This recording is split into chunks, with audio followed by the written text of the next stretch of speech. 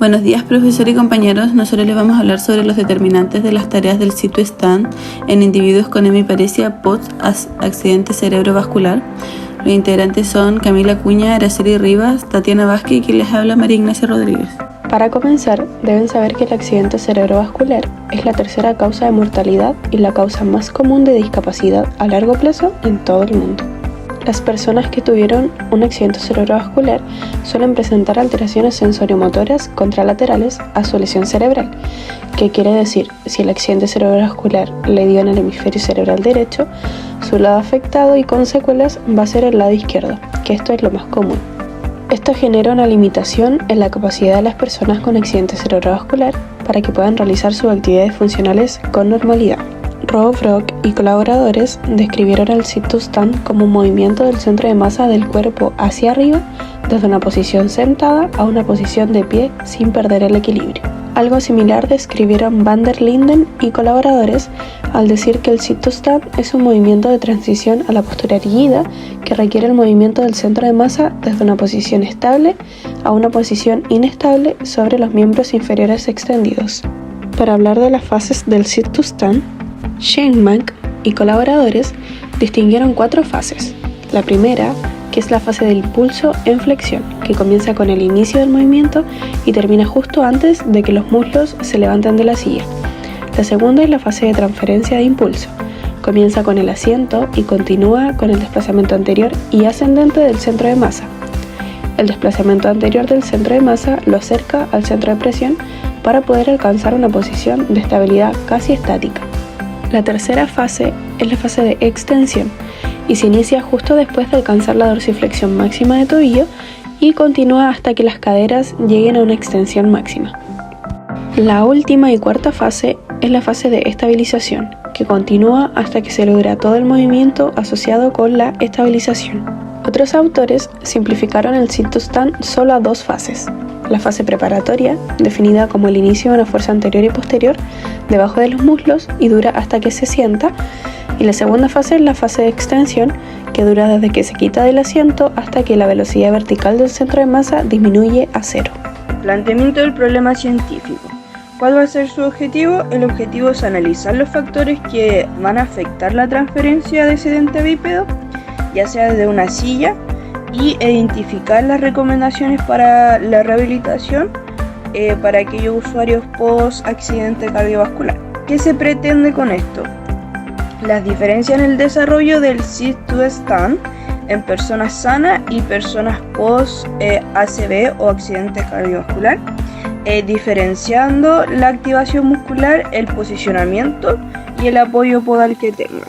Respecto a la metodología de investigación, para poder confeccionar este estudio se realizó una exhaustiva revisión bibliográfica para poder identificar diversas publicaciones científicas relevantes sobre la ejecución de la transferencia sedente bípedo en personas que sufrieron un accidente cerebrovascular. La bibliografía se buscó a través de la página web de Medline. Al inicio se evaluaron 122 artículos y resúmenes para poder identificar los más atingentes al tema. De estos 122 artículos solo se eligieron 29, ya que eran consistentes con los objetivos de este estudio. Luego se buscó manualmente la sección de referencias de cada artículo seleccionado y se agregaron otros 17 publicaciones relevantes. Finalmente, se extrajeron los resultados de 46 artículos en total, siendo el contenido de cada uno validado por un investigador experto en literatura de la transición sedente bípeda. Bueno, los resultados principales, en este caso un sujeto sano, en los desplazamientos angulares del miembro inferior y tronco, demostraban que cuando a estos sujetos se les pedía que se levantaran de la silla, las caderas se doblaban en la primera fase del ciclo y luego continuaba con una extensión de rodillas. Durante todo el ciclo final se producía una flexión dorsal en los tobillos y luego se observa un movimiento de flexión plantar. Cuando estos sujetos sanos se levantaban de las sillas con los pies colocados de forma simétrica, el tronco estaba cerca de la posición neutral según el plano frontal. Sin embargo, cuando los sujetos ponían los pies de forma asimétrica, se podía ver el tronco desviado hacia el pie que se había colocado atrás, y el tronco inicialmente se movía hacia adelante durante el primer movimiento del ciclo y luego se erguía casi al final del ciclo para finalmente ir como hacia atrás y lograr una posición estable. Bueno, por otra parte tenemos lo que es el patrón de activación muscular en miembros inferiores, lo que se requería una secuencia de activación específica de forma bilateral y concéntrica para alcanzar la posición bípedo desde sedente, y primero se activaban los músculos tibiales anteriores para estabilizar lo que son los pies y antes de que el tronco se inclinara hacia adelante. Se producía la activación del tibial anterior, la cual era seguida de los músculos extensores de rodilla y de cadera, que alcanzaban su punto máximo mientras la persona aún estaba en el asiento. Luego, primeramente, el iliopsoas iniciaba una flexión de cadera y luego los cuádriceps continuaban con la flexión de la cadera, la estabilización de las rodillas y permitía también la extensión. Y después del asiento, los isquiotibiales disminuían esta flexión inicial de cadera y por lo tanto promovían la extensión de la cadera para iniciar la siguiente fase. Ahora, para equilibrar el movimiento que hacía el tronco hacia adelante, el tibial anterior proporcionaba torques de dorsiflexión en los tobillos para mantener el punto de gravedad en una posición posterior debajo de los pies. Finalmente, la activación de los músculos del gastrocnemio y los sóleos mejoraba el control de la transición hacia adelante del cuerpo. Para el comportamiento del centro de masa, para levantarse de la silla, un individuo va a necesitar llevar el centro de masa a una base de apoyo relativamente grande y estable, a sentarse en una base de apoyo considerablemente más pequeña al estar de pie, por lo que el centro de masa debe avanzar y luego alcanzar su velocidad máxima en la fase preparatoria para lograr la transición. Finalmente, la distribución de peso se determinó, o se llegó a la conclusión más bien, de que antes de sentarse las personas sanas distribuían el 85% de su peso debajo de los muslos y el 15% debajo de los pies durante lo que era la fase de extensión, y la fuerza debajo de los pies aumenta alrededor del 52% del peso corporal al peso corporal total al finalizar el movimiento.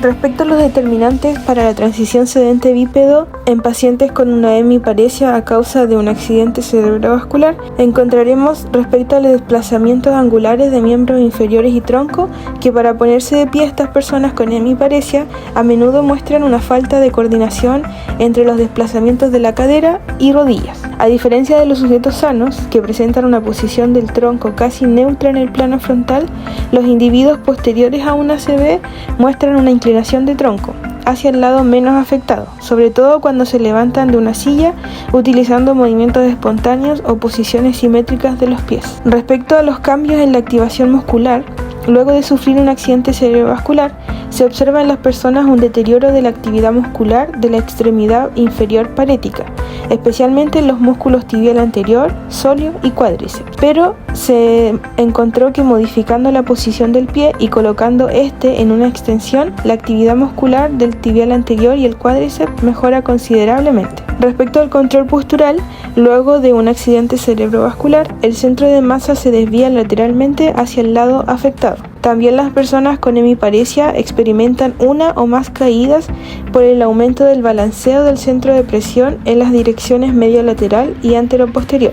Y finalmente, para la distribución de carga de peso, las personas con hemiparesia, luego de haber sufrido un ACV, ponen menos peso en la extremidad afectada durante la transición sedente-bípedo y también son menos precisas con su percepción del soporte de peso en comparación a individuos sanos. También este tipo de personas con hemiparesia tienen otras percepciones deterioradas, como por ejemplo la verticalidad visual, la verticalidad áptica o táctil y la verticalidad postural, las cuales son todas importantes al momento de realizar la transición sedente-bípedo.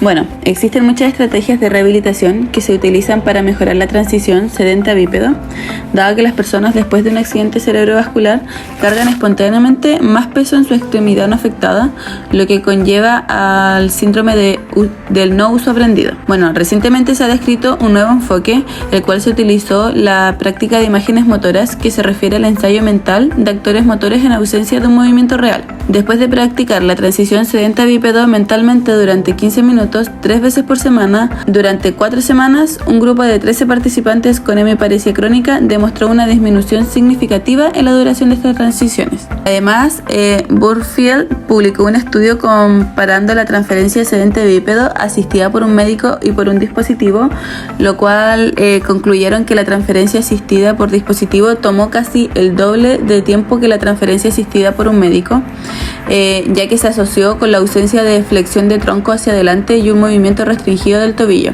Sin embargo, el estímulo de los médicos condujo a un mayor nivel de activación de las extremidades inferiores durante la acción asistida por dispositivo.